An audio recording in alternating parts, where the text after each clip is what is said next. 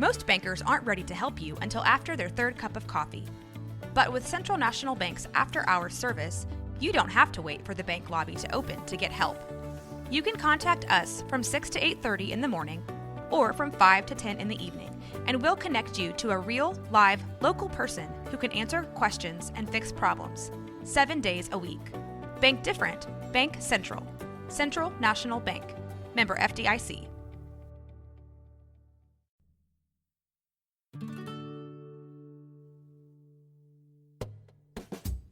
Welcome to Women's Hoops and Talks, the What podcast, where we are elevating the voice of women in basketball. I'm Tara. And I'm Cassidy. Thank you so much for listening today. We've got a great show coming up. We are talking NBA playoffs, and we have a very special interview with TNT analyst and a pioneer for women in sports, Stephanie Reddy. And today for the icebreaker, I'm thinking, Tara, since it's just you and me, let's talk Blazers. If you could design a Blazers City Edition uniform, where would you draw your inspiration from? Okay, so I liked fundamentally the idea of the original City Editions with the plaid, but I would like them to go all in on the plaid, and I don't know why they did that. Like, the first City Edition uniforms, those are the ones that were, they said Rip City on them, and they were black with gray plaid, which it was so subtle that you could barely see it, and it was one of those like, maybe if you get closer you'll see it better, but not so much. So I love the idea of the plaid, and as we saw Terry Stotts wearing his plaid shirt the other day, obviously it's a very important concept to Rip City, so just go all in and give them a plaid uniform. That's where I would draw mine. How about you? So I am thinking the exact same thing as you, but I came up with a second backup plan just in case that happened. And so I'm thinking that I would draw inspiration from all of the bridges in Portland. Ooh. And I would do some kind of really bold geometric pattern involving all of the, like, some of the bridge elements in Blazer colors. But I think our City Edition uniform should be kind of like bright and out there because it's Portland. We're a little out there. And it should be represented in that. So I think I would draw inspiration of that, but I would love to see a true Jack Ramsey uniform. Right. Well, we're 2 years into the Nike uniforms. For you, what's kind of like your overall grade on just like the Nike uniform experience? I think that it has added an interest, like all of the different uniforms, because we had a few different ones before, but I think the variety is kind of nice. But I think as far as the Blazers uniforms, I think I'd like to see them step it up just a little bit. I mean, Oregon is the home of Nike. Yeah. So maybe we could just be like a little bit cooler than everybody else. But I did really love the Prince uniforms this year from Minnesota. I think there have been some really great ones. I love the Milwaukee Bucks cream colored ones. Are they the ones that have the cream colored ones? Oh, I think so. Those are good. Gorgeous. But I don't know why people keep making gray uniforms. In my personal opinion, that is a terrible color for a uniform. Yes. The Spurs are the only people who should have a gray uniform, and that's it. Like, stop trying to make everybody gray. I don't know why they're doing that. I think there actually should be a ban on it. Like, okay, the Spurs can wear gray. Everybody else, you have to have a real good reason to be wearing gray. Right. Like, a good reason. And there isn't one. There just isn't one. Stop it. Well, and I thought it was super annoying when they like changed the names of all the uniforms. Like, instead of just having home and away, they were like, I don't know, whatever they were, statement and whatever. Mm-hmm. Like, not just calling the uniforms like the straight up names of them was like super annoying. I do like the fact that, you know, that there are specific editions of jerseys and it's very clear which edition they are. But I just don't like the fact that they just couldn't call them home and away, because like, why confuse us that much more? Yeah, it is. It's a little confusing, but I'll get over it as long as we get fancier uniforms. Right. Well, I think that we should go ahead and run our interview with Stephanie Reddy. It's so cool to talk to someone who has so much experience on different levels with basketball, and let's just play it, and then we can talk some more about the playoffs after we hear from Stephanie. Well, we are so excited to welcome Emmy winner Stephanie Reddy to the show. Stephanie is the NBA on TNT Virtual Reality broadcaster. She's also the host of The Bounce on Yahoo Sports. Thank you so much for being here today, Stephanie. Hi, thank you so much. It's my pleasure. Well, so we have been studying up, learning all about you, and you have such an interesting and impressive resume that runs from being the first woman to coach in a men's professional league, the first woman to be a full-time TV analyst for an NBA team, and now here you are, a pioneer in the virtual reality media space. So much cool stuff that you have been doing, but we'd like to roll it back and learn a little bit more just about like how you got into sports and what about basketball in particular really inspires you and draws you. Yeah, well, it's funny because I always joke about basketball being my first true love, and I have to be careful and not say that around my husband because, he may take offense to that. But the game has been a part of my life for as long as I can remember. Growing up, my dad was a very huge and still is a big fan of just athletics in general. So we always were watching games on television. I grew up in the DC area, so we were lucky enough to have really good college basketball teams while I was young. Georgetown was in their heyday. University of Maryland was doing well on both the men's and the women's side. That was when UVA was also among the nation's leaders when they had Dawn Staley at the point guard. So there was a ton of basketball right around me when I was a kid. And even like family picnics and cookouts, someone was always playing hoops. So for me, oftentimes I would have to watch because I was a little girl and, these were grown adults playing. And I mean, I was a little girl, like 4 years old. So there was no way I could play. But I love watching. And so it's always been there. And I remember in college, being that person that if we had a 5:30 a.m. practice, I would get dressed for practice the night before. So I'm wearing my practice uniform and down to the socks, and I would literally sleep with my basketball because when the alarm went off, I was just up and gone. And my roommate, who did not play sports, was just like, what in the world have I gotten myself into? And she and I are still great friends to this day, but we often laughed about our first impressions of each other. And she was like, yeah, I didn't know what you were going through over there. But it's always been there. I love it. I've been lucky enough to make a career out of watching NBA basketball, which if you would have told 10-year-old Stephanie Reddy that was even a possibility, I would have said, no way is that a possibility. So this is it's literally a dream come true for me. I get to sit courtside at NBA basketball games and talk about it. And that is my job. It's just unbelievable.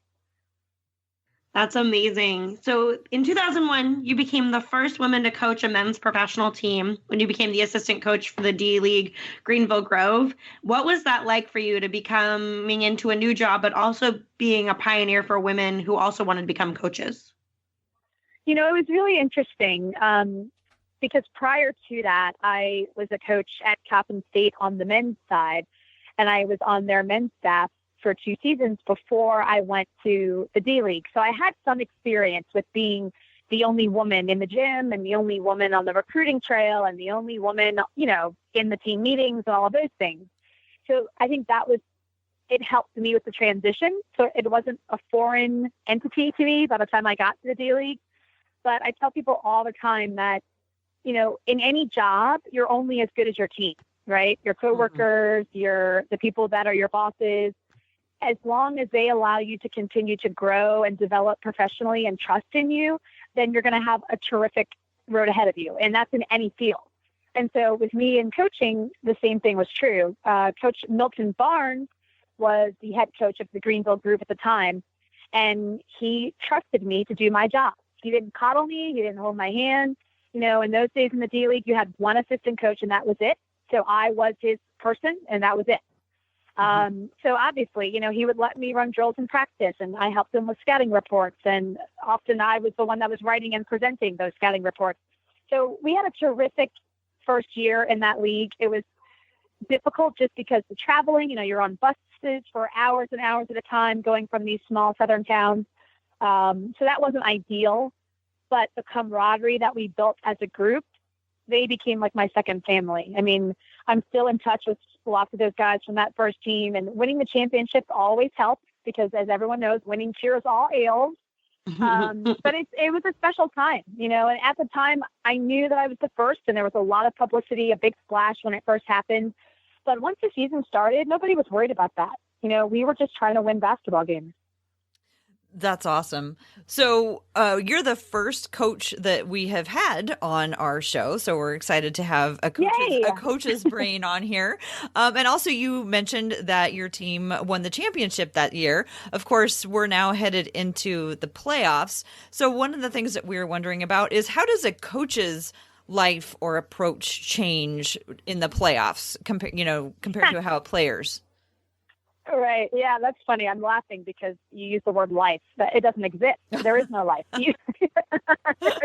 You don't do anything for yourself anymore because you're so focused. It is a all-consuming job. People don't really understand how much work goes into preparing for basketball games, especially at the top level. Yes, there's a lot of assistant coaches, and you have your video coordinators, and you have people that will, clip these edits for you and do all of these things, but you are still in control of the information that you get to your players. So that it's not just about personnel and the scouting report for the opponent. It's about schematics.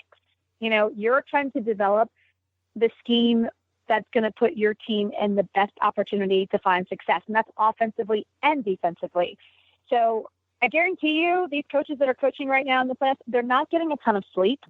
Mm-hmm. They have watched a ton of film, and it's not just the opponent. They're watching themselves, too, because they're trying to figure out the best grouping of players that they've had success against other styles of play. For example, if there's a fast-paced transition team like the Thunder, then you may have a different grouping of your players that played well against that style of play. So you're trying to figure all of that out. You're trying to figure out who matches up well for you on the other team. So if they make a sub, do you need to then make a sub to counter that? You're playing chess, and it is constant. I remember when I was coaching, and it wasn't nearly to this level, obviously, with the NBA playoffs, but I remember I didn't sleep much, and when I did sleep, I was dreaming about the game. So even when I was sleeping, it still wasn't restful sleep because I'd wake up and jot something down, oh, that's a great idea. Or, oh, that didn't work. Let's figure out how to tweak that. It's constant because there is no finality until you make it to the finals. And even then it's just to the buzzer sound. It's constantly making adjustments and improvements and developments. It's just never ends.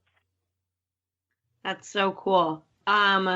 And then I'm wondering, kind of from the analyst point of view, you're going to be covering the Portland OKC series. How do you kind of prepare for that as an analyst? Well, it's interesting because it is different, the different roles that you play in the broadcast, the way that you prepare. At least for me, everyone has their own style and their own system.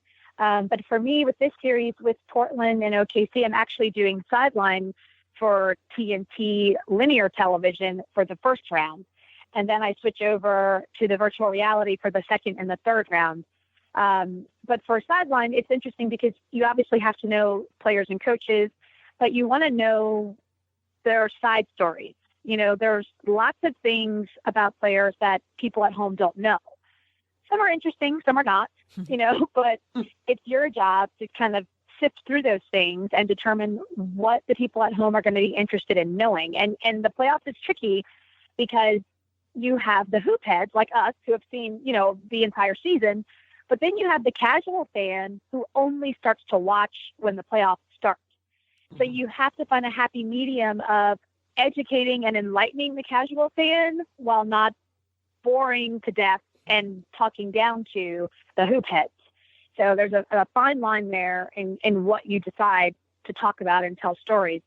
But you do want to know, their tendencies. You want to know what they like to do, what their trends have been, so that if something is off trend, it's something that you need to take note of. And that may be a question that you ask the coach in a timeout. So, Tara. Well, maybe you had the same question. We were wondering this before we started talking to you. What exactly are virtual reality telecasts? Because neither Cassidy have seen one before or experienced one. Yeah, Yeah, I'm so glad you asked. I get this question a lot. This is only the second full season that the NBA on TNT is doing the virtual reality games of the week. And now we're going through the playoffs. And essentially, to watch these broadcasts, you have to have the virtual reality goggles or headset at home. So if you have the goggles, you download the NBA on TNT app directly into the goggles, the Oculus Go headset. That's what we have at our house. And when you do that, the game comes on live, just like it does if you turn your television on. The difference is that you're watching it in virtual reality. So the rule at our house is when our kids are watching the game in VR, they have to sit down while they're wearing the headset because we don't want them getting hurt or them breaking anything in the house because it literally feels like you're in the arena. It feels like you're sitting courtside and watching the game. So when you have the goggles on, you hear my partner is Rip Hamilton of Detroit Pistons fame. He and I work the games together, and our objective is to make the fan at home feel like they're sitting between us watching the game with us. So that's amazing. It really is. I mean, the technology is jaw-dropping. I mean, it's unbelievable. I can't do it justice describing it, but I'll try just to give you a little bit. It's like when you're watching, you can look to your left and look to your right, like physically do it, just like you were sitting courtside and see what's happening in the arena live. So it's unbelievable. Where are there cameras, I guess, all over the place shooting it and stitching it together into a three-dimensional experience? Yes. So if you go to a game and there is a virtual reality telecast, you'll know because if you pay attention to the area around the court and where the basket stanchions are, you'll see a different type of device. You may not even recognize it as a camera because it almost looks like a spaceship because it has like a disc, like a dome coming out. And so there are multiple camera eyes going around the disc. And so that's the way they shoot like 180 degrees from one camera. And then so where do you as are you as broadcasters, is it just your voices or like do we see you as well? And like how about like scores? Where does that come in? Yeah. So it's just like a regular broadcast. So you can see us as much as our director wants you to. So essentially we will do a stand-up on the court just to open the game, like you sometimes see them do on regular television, linear TV. During the broadcast, you're hearing us constantly. And if they decide to show us, they may come to us with our headsets on, just like you would see in a regular game. So we're there constantly audio-wise, but you don't see us unless they put us on camera. But that's just like, if you're watching the game on TNT tomorrow, you may or may not see Marv Albert and Chris Webber. You know what I mean? Like you hear them and they show them at the table sometimes, but they're not always on camera. And it's pretty cool because if you look to your left and right, they also have stats up constantly. Like you can choose different things. You can choose your camera angles. You can stay on what we call our director's cut, which is you get to see whatever we show you, but you can also go in and choose which camera angle you want to watch from as the game is proceeding. So you have a lot of control. It's awesome. I mean, during the games, sometimes we'll show a replay and, it's like a dunk and you can see like the Lakers bench is exploding and LeBron James is on the floor celebrating. And I can say, look to your left, you'll see the Lakers bench just go crazy. And so you can look and see real time or in the replay, other things besides what we're showing you. You know what I mean? That's amazing. Okay, I need one of these. Imagine this is going to be my new way. Explaining that, like you were talking about 10-year-old Stephanie earlier. Imagine explaining that to 10-year-old Stephanie. Not a chance.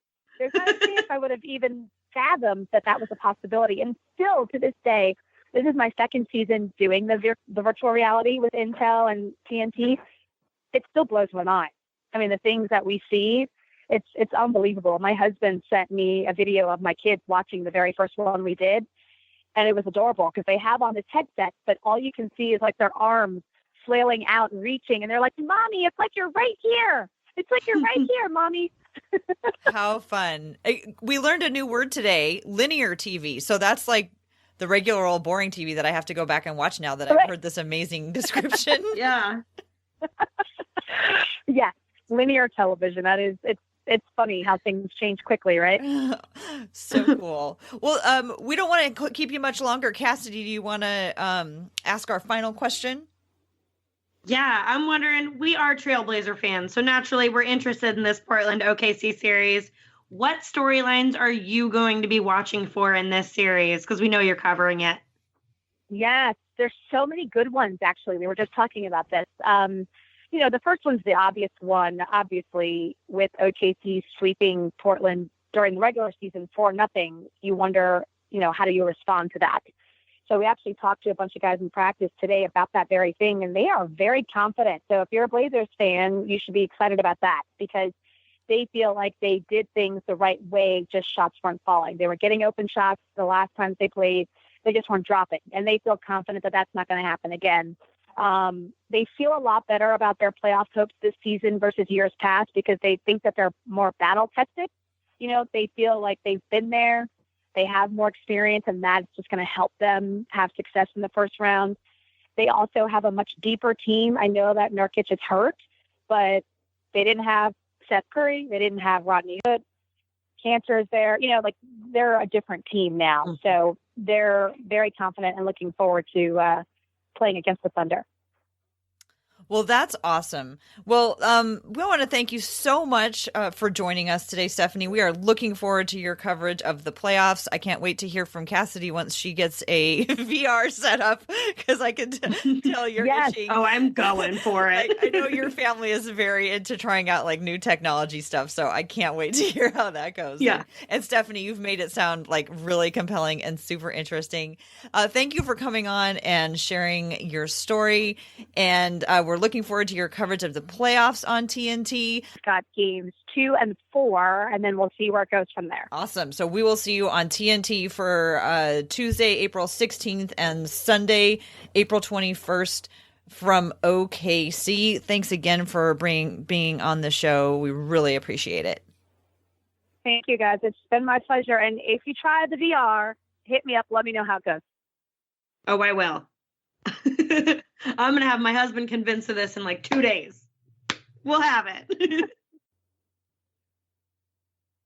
Well, how about that, Cassidy? We now know more about virtual reality than I ever thought I would. And that sounds really amazing. I was super skeptical of it when I saw it being advertised, but Stephanie makes it sound super cool. Yeah. And my goal has always been to sit courtside, and my budget does not allow that. And so I'm about to be sitting courtside in my living room. That's for sure. I'm very excited about this. Well, I expect a full report once you've given it a try.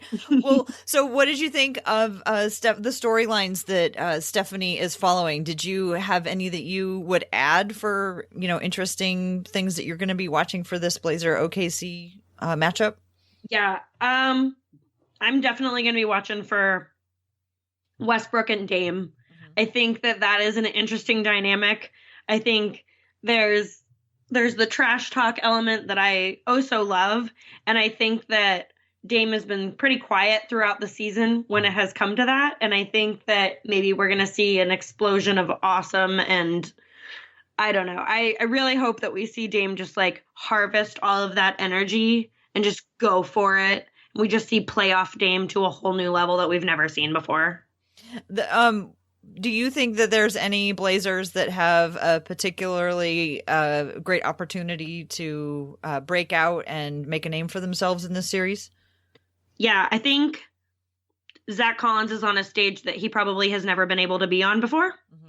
And I think that he has the opportunity to kind of really show us what he's got and show that high energy, ready to throw himself on the floor for a loose ball kind of attitude. And I think that is going to be amazing to watch. But I think also Cantor is going to be a big story. Without Nurk, we need Cantor to be big, but we also need all our bigs to be on top of it. Big. So, yeah, we need them to be big. How about you? You got anybody you're watching out for?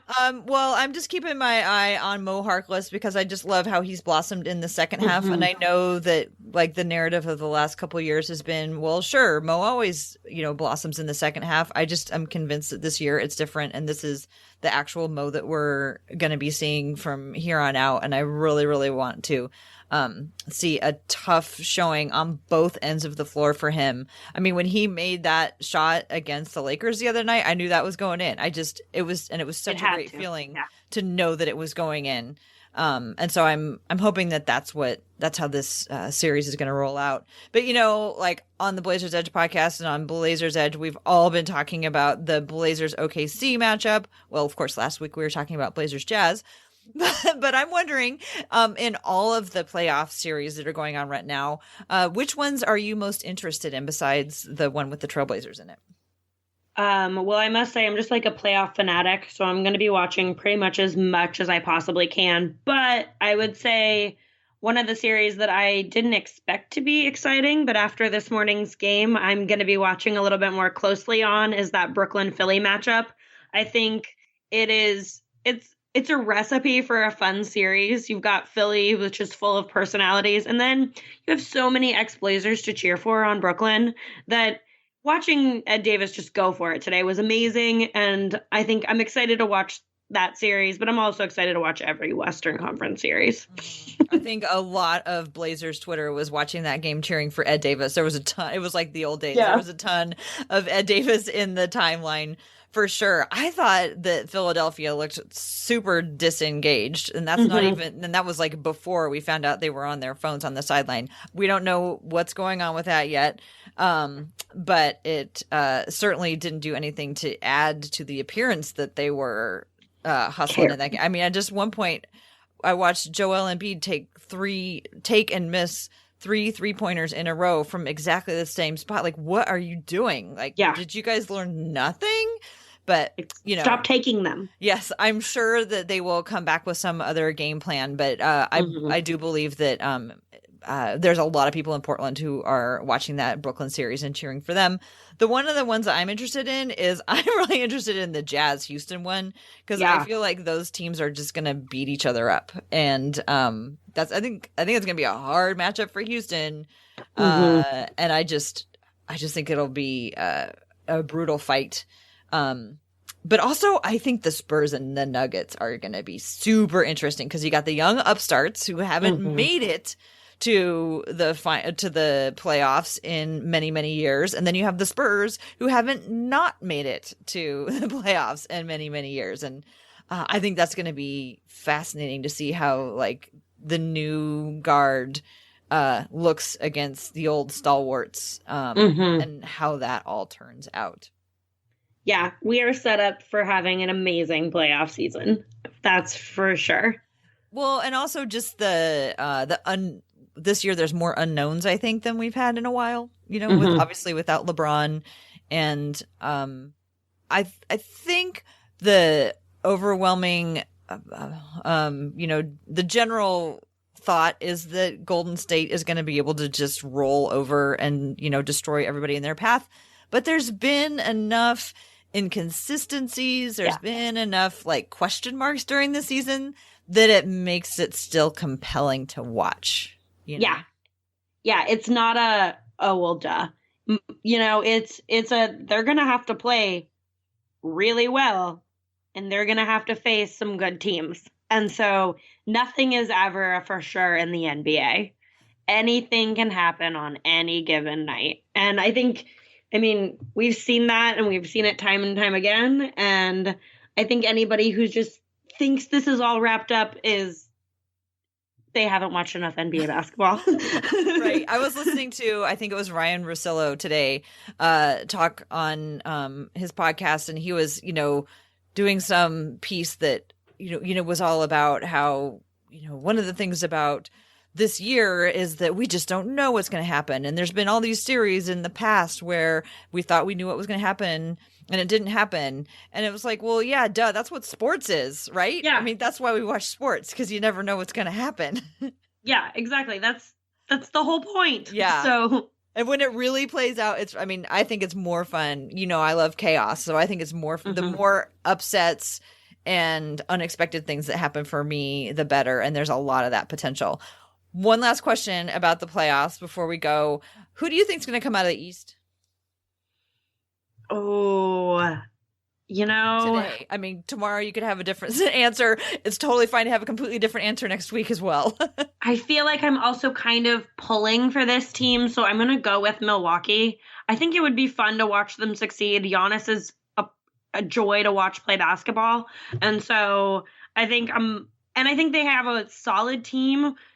They have a lot of good chemistry, which reminds me of the Blazers. And I think that they could be the team that makes it out of the East this year, but I think it's going to be a battle to do that. How about you?